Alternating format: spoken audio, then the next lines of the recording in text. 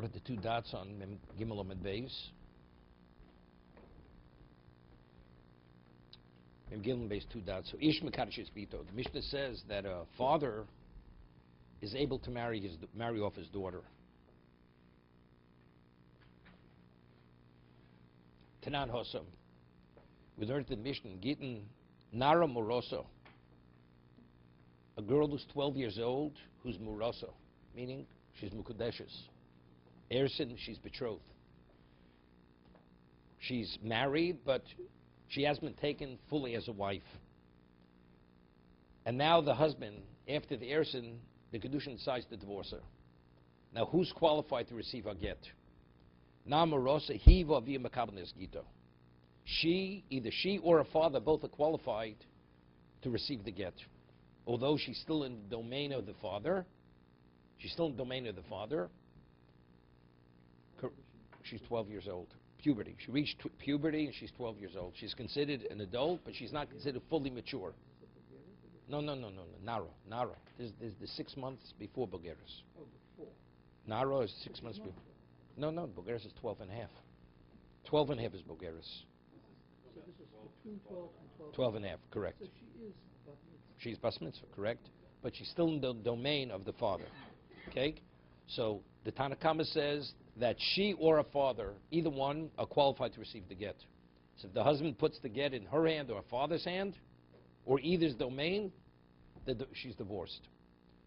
Omer Rav Yehuda, so Rav Yehuda says, Ein shtei yodayim zoches kechad. Rav Yehuda argues, you can't have two people qualified to receive the get. Because since she's still in the domain of the father, elavia makabel es gito. Only the father is qualified to receive the get. She's not qualified to receive the get. Now, v'chol shein yechola lishmer es gito. What about she herself has no understanding what it means to be divorced? I'm telling you the way Rashi learns. Chol shein yechol lishmer es gito, ein yechol lishgarish. So we'll see Rashi in a moment. Let's say you have a girl. Let's say you have an adult who's a shota, right? Unstable, and a man marries her. Is it valid? It's not a valid marriage, right? Because marriage needs das. It needs das. What about if you have a minor, a katana, and the father marries off his daughter who's a shota? Right? She's married. Because again, a katana, she's married. Because the father is the one who actually exercises, he's the one who marries. It's like he is the one marrying. No, Doraisa. No, so if somebody, let's say, would commit adultery with her, it's adultery. She's a married woman. No, she has no liability. She's a shota. She's unstable. But let somebody would have relations with her, right? So he's committing adultery because she's married at a Torah level. Let's see this woman now, the husband wants to divorce her. Can't divorce her. Why? Because he's a shota. Shota cannot accept the get. Neither. Yes, if he gives the get to the father. But once she leaves the domain of the father, never divorce her. Okay, we'll see. So that's what it means. So Rashi explains. What does it mean she can't watch the get? So Rashi says, let's take a look at Rashi. Where is it? There we go.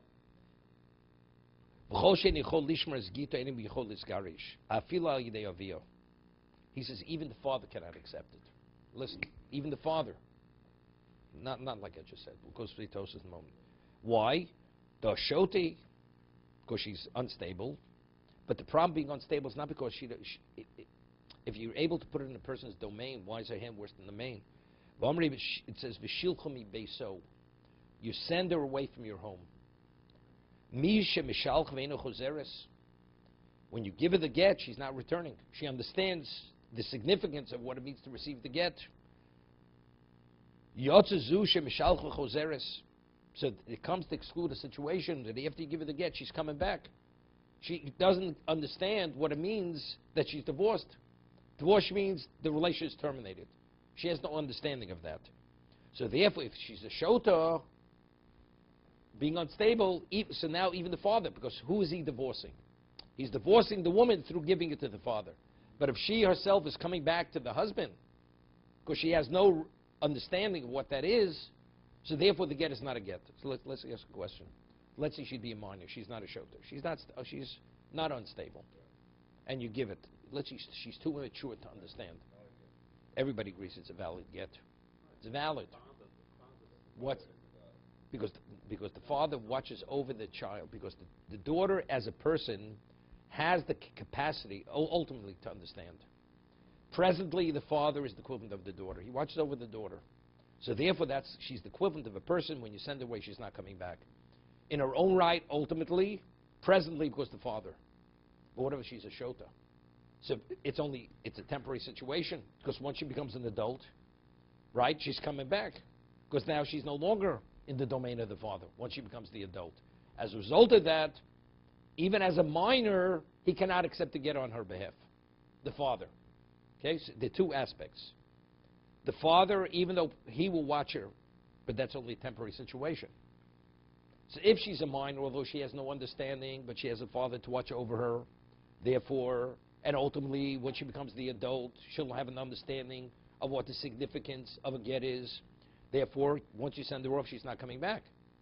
But if she's a shota, if she's unstable, now it's irrelevant what she doesn't understand, because the father watches over her, but a get is it's a permanent state. It's terminated. What happens if she becomes an adult? So it's not shilchami beso, because ultimately she's coming back. Therefore, she's animal gareshes. Therefore, it's not considered a valid get.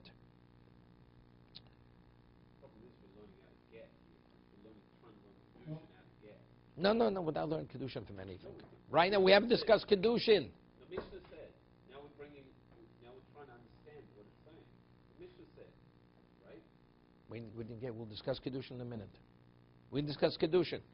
Discuss kiddushin in a minute. We're quoting the Mishnah in Gittin.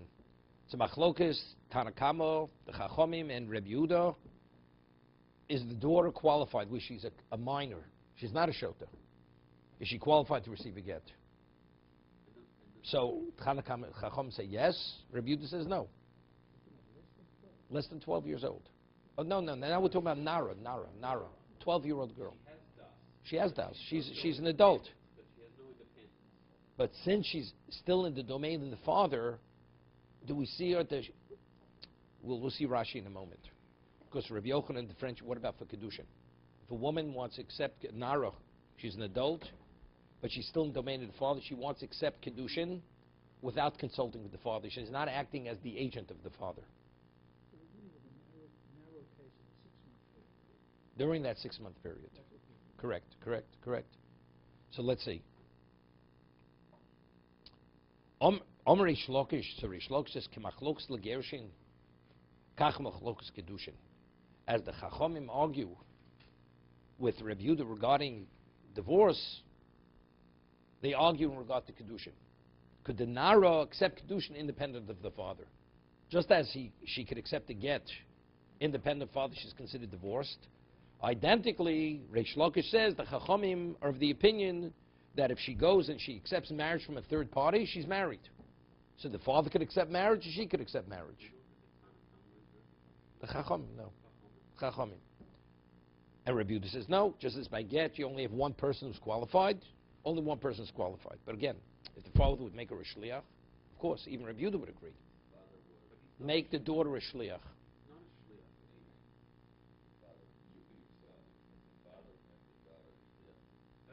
That she is representing him.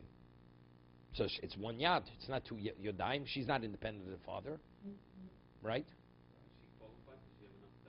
She's a nara. She's nara. She's an adult. The only pagam on her is that she's not independent. She's in his domain. I understand. That's the only pagam on her. That's the only limitation. That's her limitation. So Rabbi Yishlok says, as she cannot accept a get independent of the father, identically she can marry independent of the father.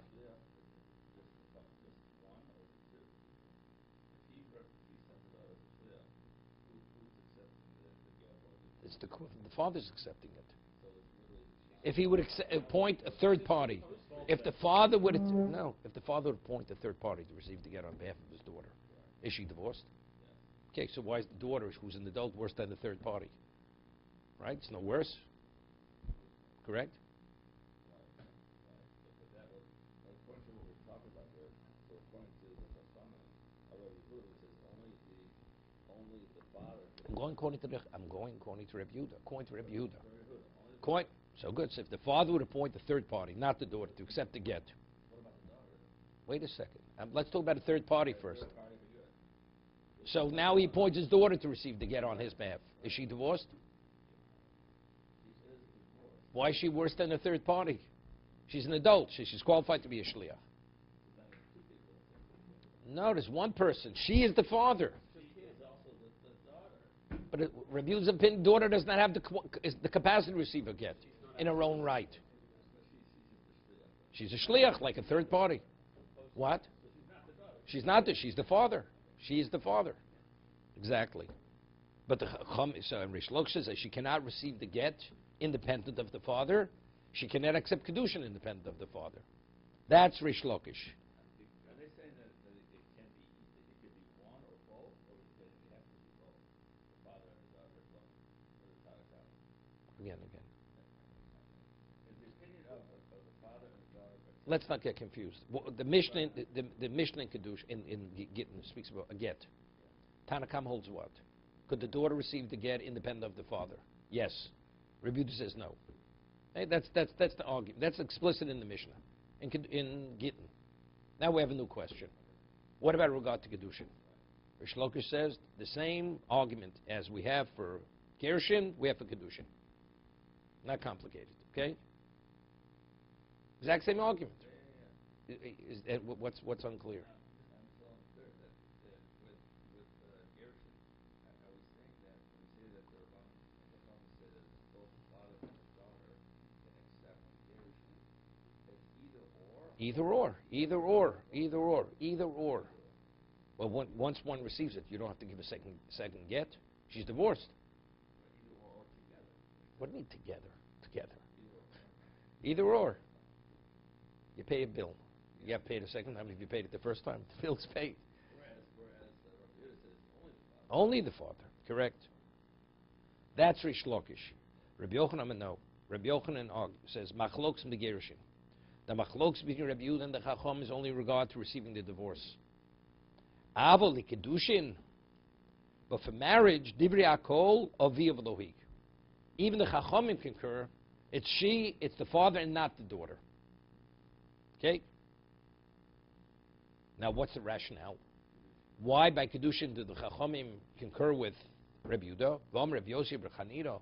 My time in the Rabbi Yochanan. Aliba de Rabbanan. What is the rationale? Rabbi Yochanan, according to the Chachamim, Gershin, the Machneses Atzmalushu Sovio. Right? What happens? She's married, Erisin as a Nara. What happens if she gets divorced? Right now, she's shared with the husband and the father. Right? We have to discuss this. Torah says, if a Nara makes a neder, makes a vow, or a shua, after Kiddushin, so she's partially in the domain of the husband, partially in the domain of the father. So both the father and the husband have to nullify the neder. Right? What happens if the husband should divorce her after Kiddushin, after Erisin? So she returns fully, during this period of time between 12 and 12 and a half, she returns fully to the position, to the domain of the father. Now if she makes a neder, what happens? The father, independent of anybody else, because she's fully reinstated in the domain of the father. Right? That's been Erisin, okay? So what happens when the husband gives her the get? The father gains. She's re-entering fully into his domain. Until now, he only has partial control over her. Now, when she receives it, he has full control over her. So therefore, he's agreeable. He wants. The Torah says she has a yad. She has the capacity to receive the get. She has it. But does the father want that? Definitely, the father would want to receive it. Why? Because when she receives it, she's fully reinstated in his domain. He's divorcing against her will regardless. Doesn't matter, it make a difference. But it's something, but what does the father lose by her receiving the get independent of her? Nothing.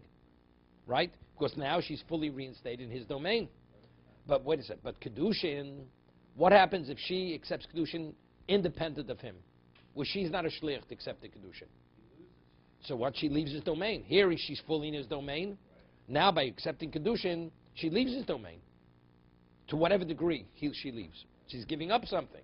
So unless he makes her a shliach to be him, she cannot act independent of the father. That's where Rabbi Yochanan differentiates between get and kiddushin. Let's read inside. My time is Rabbi Yochanan, Libid Rabban. Gershon machneses atzman l'shus avio. By regard Gershon, where she's re-entering into the domain of the father, bein hi bein avio. It's she or a father, they're both qualified. Kiddushin, the mafkas atzman l'shus avio. Kiddushin, where she's removing herself, she's uprooting herself, extricating herself from the domain of the father, avio v'lohi. It's the father and not her, unless the father specifically gives her permission to represent him. Let's take a look in Rashi. Gershon machnes atzm bekabalas gito v'shavio. When she receives the get, amin dovia nami nechole shetekabel he. He's in agreement. He wants her. He's in agreement. She should receive the get, and therefore vavi gito. Therefore, it's considered a get, because there he's regaining full control over her. But kiddushin, which is not the case, therefore, she cannot accept kiddushin independent of the father.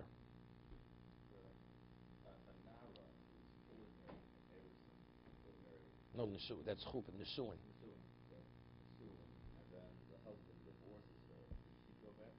No. Once she's out, she's out.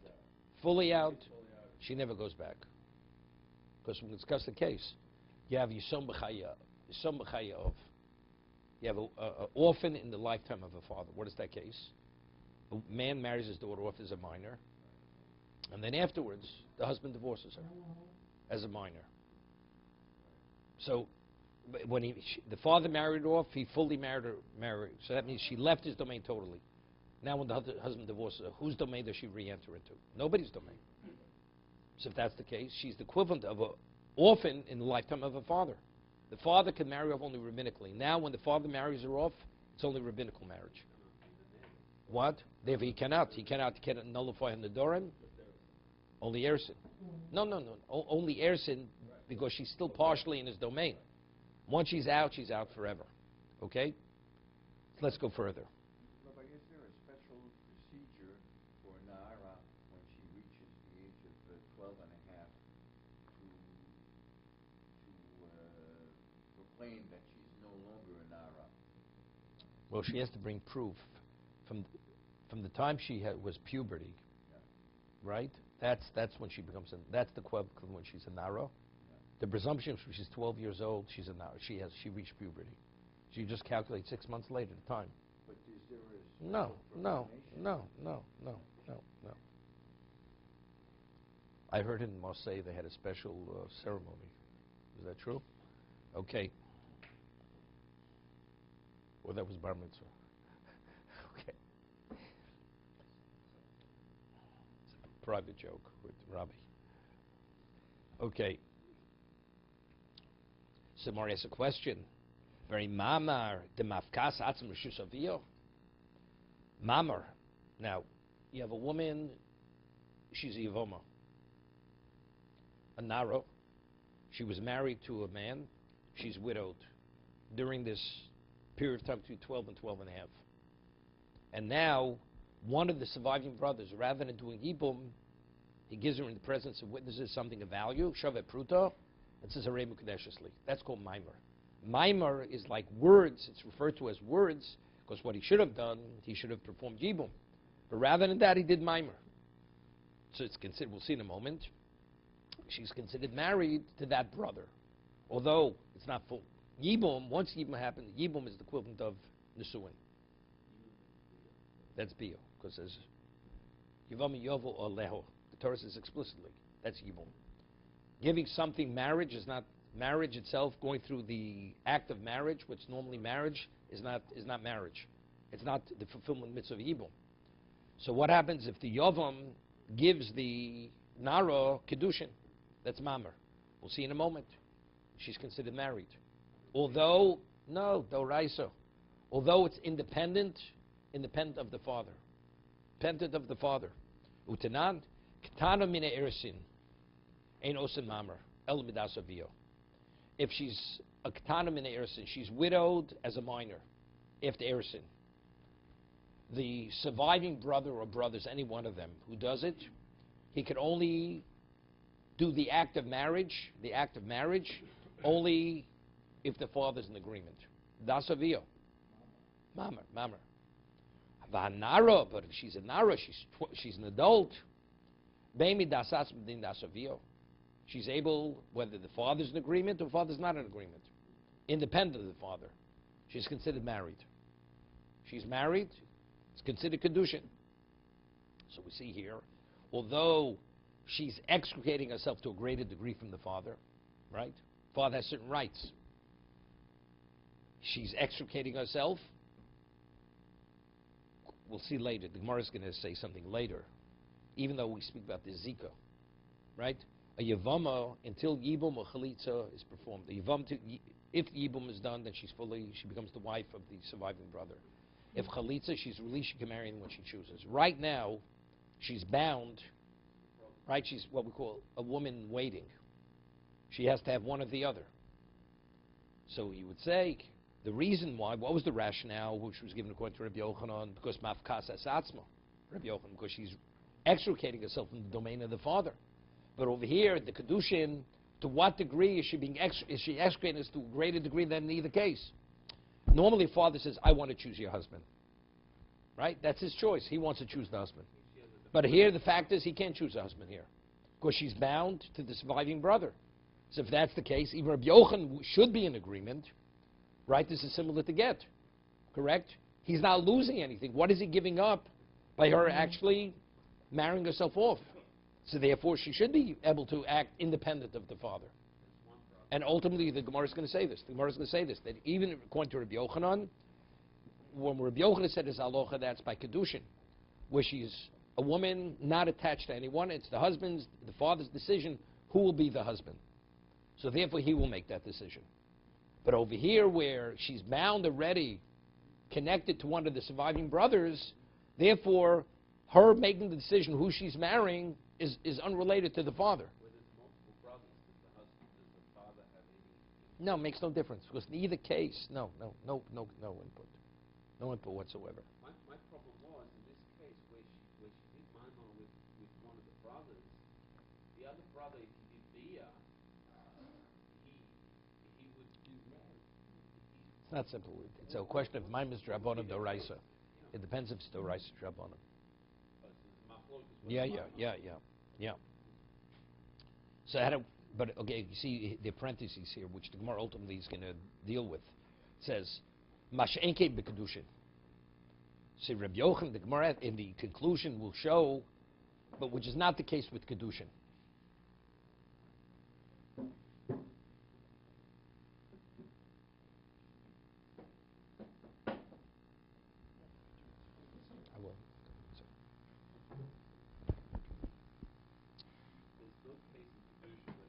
When it's, I just want to explain this. We said, according to Rabbi Yochanan, a girl's 12 years old. She wants to marry herself independent of the father. Rabbi Yochanan says she cannot. Even the Chacham agree she cannot. Because the father Will lose as a result of this. Of course, it says because she's extricating herself from the domain of the father. Okay? So we're asking, one second. So we're asking, but we find by the Yavama, who's a Nara, she can't extricate herself. Evidently, it's a greater degree of extrication than Zika. That's why the Gemara holds now. That's why it's a question. That's why it's a question. Rabbi Yochanan, we see that Nara is able to advance the kiddushin, which is much more than being bound to the surviving brother without permission of the father. We're comparing Ma'amar to Kedushin. This kiddushin. We're talking about the husband, the woman is connected still. After her... No. Stay on that. The wife is Kedushin. Right now, if she goes and marries a third party, is she committing adultery? No. She's not. It's a love. So they'll see it's not the equivalent of marriage. Marriage is much more. It's stronger. So we see that she's extricating herself to a greater degree, right, from the father's domain. This is as a result of being connected slightly to because of what originally was. But with the passing of the husband, there is a slight connection, but it's not the connection of marriage. So now, one of the surviving brothers goes and does kiddushin, what we're calling mimer. Rather than doing biyah, he does mimer. So the Brisa says it's a valid marriage. But according to Rabbi Yochanan, he had said before that kiddushin, because it's extricating rather than re-entering, only the father the father and either one could do it. So how do we recognize? But the only thing is, in parentheses, it says in the Brisa, Masha'enke b'kedushin, which is not the case by kedushin. The Gemara is going to deal with this in the conclusion. What does that mean? Mimer, yes, but let's say it would either. But if it would be kedushin, only the father and not the daughter, and that's what the Gemara is going to conclude. Show afterwards. This is a proof to Rabbi Yochanan that would differentiate between mimer and kedushin. If it would be kedushin, only the father is qualified. The daughter is not qualified. It's only because of she's a yavama that there's zika. There's a connection already, which means she can marry anybody who she chooses to marry, even though it wouldn't be considered adultery. So it's similar to divorce. For all intents and purposes, the father no longer can exercise full control over his daughter. As a result, and therefore it concludes, and the Gemara is going to ask this question on Rish Lakish, if the Brisa concludes Masha'enke b'kedushin, this is only unique because she's a yavama. But if it be kedushin, then we say then the nara cannot, independent of father, marry and so forth. So this is a proof to Rabbi Yochanan, and the Gemara is going to ask that. Or is this the tiyufta to Rish Lakish? This is a refutation of Rish Lakish. The Gemara will ask this question. Elid mahochi yidmar. So the Gemara has to restate its case to answer this question at this point. This is the way it has to be. It has to be restated. Rabbi Yosef Rechanin. My time to Rabbi Yochanan. Ali b'drabanan. What is the rationale, Rabbi Yochanan, according to the Chachomim, that the woman, that the nara cannot marry independent father, the midaito or via v'lohi, a woman we had earlier. It's interesting.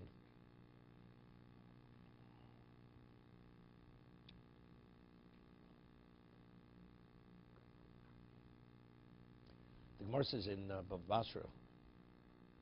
Let's say a man. Let's say a case. A person wants a piece of property, and he forces the seller to sell the property, and he's willing to pay fair market value. It's called, right? Tlui v'zovin. He hangs a man on a tree, and he says, "Look, either you sell me the property, or I'm not taking you off the tree." So the Gemara says, "Agav otzi v'zuzi gomer makni," because the man is and the man says, "I'm agreeable." Because he's forced to do it and he's getting fair market value, he's agreeable to relinquish his ownership to the buyer, although it's under duress. It's valid. Said it was somebody used to come many years ago, came to a class of mine, and he had a house out in Cape May, and this was in the 60s. Very nice house. He was there for a number of years. And all of a sudden, one day, a black limousine with black windows, dark windows, pulls up to his house. And the man knocks on the door. He says, "Yes, what would you like?" He says, and he has a paper bag. And he says, "Take the bag, 24 hours, we're moving in." He says, "What are you talking about?" He says, "What are you talking about?" He says, we're buying the house from you." He says, "I never put it up for sale. It's irrelevant. You understand? The value of the house is in this bag. We'd like you to move out." He says, "And if we don't want to move out?" So he said, "There's a big ocean there behind the house." He took the bag. 24 hours he was out of the house. That's Tluyavasavin Zvini Zvini. True story. Mafia. Yeah. So that was it. What's the rationale? He hasn't lost anything. What do you mean? He's forced. He's not. I understand, but what's the rationale That under duress, a person's willingness is considered valid. Because of the money. Because if a person if he wouldn't be compensated, even if he says yes, it means nothing. Right. It's not. That was saying, because a person, if price, everybody has his price. Price is right, a person's willing. He says, "I'm agreeable, I'm willing." So therefore it's considered a release. It's considered a transfer. So what about for kiddushin, right? Gemara says a man takes a woman, hangs her on a tree, says, look, I'm willing to give you the ring, and she says, if you don't, you're staying on the tree. Hello. Here's your side.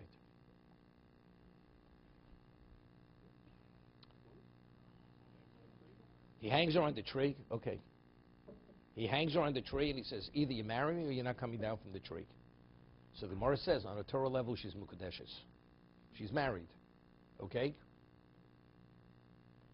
However, the Chachomim, they nullify the marriage. Why they nullify the marriage? Because that's not the way you marry a woman. It says, because hu asa shelo kahogem, because he acted inappropriately. Is that the way you marry a woman? Under duress. Therefore, we treat him in this inappropriate manner. And we nullify the marriage. According to that consent really is not needed. No, she says, road. It is consent. That is consent. Again, he's giving her something of value for marriage. And she says, road Sunday. She says, I'm agreeable to marry you. But why is she agreeable? Because that's the answer. It's like the sale. So regarding a monetary situation, we let that go through. But within marriage, that's not the way you marry a woman. Therefore, they nullify the marriage. Okay?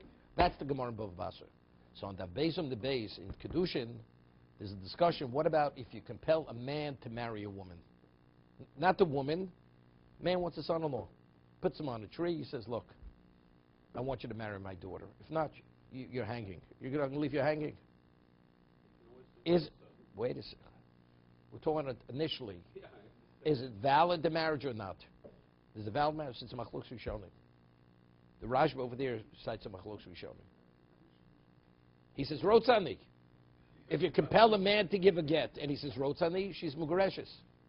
Right? Bezdin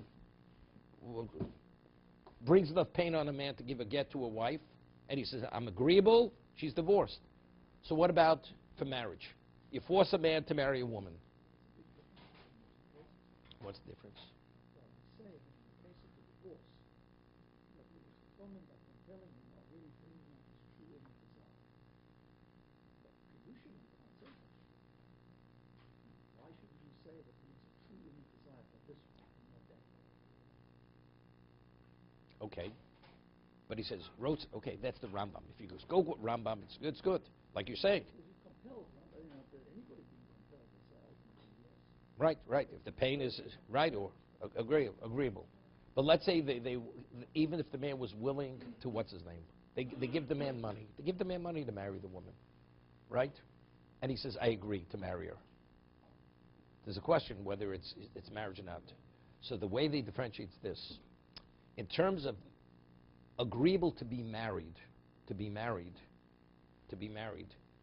there's a barrier. As long as she acquiesces, there's just purely acquiescence. If there's acquiescence, so what is it? She's opposed. So if there's acquiescence, she's married. When a man marries a woman, it's more than he acquiesces to marry the woman. He has to do an overt act of marriage. Duress doesn't create the willingness. One is an opposition. So as long as you remove the opposition, you have an acquiescence. That's tuli v'zovin. I want your house, and I'm willing to pay. Man says, I agree. So I'm opposed. You pay me fair market value. The acquiescence is there. I'm able to buy. When a man marries a woman, you need an overt interest in marrying. It's more than an acquiescence. For that, the rest cannot create. To be continued.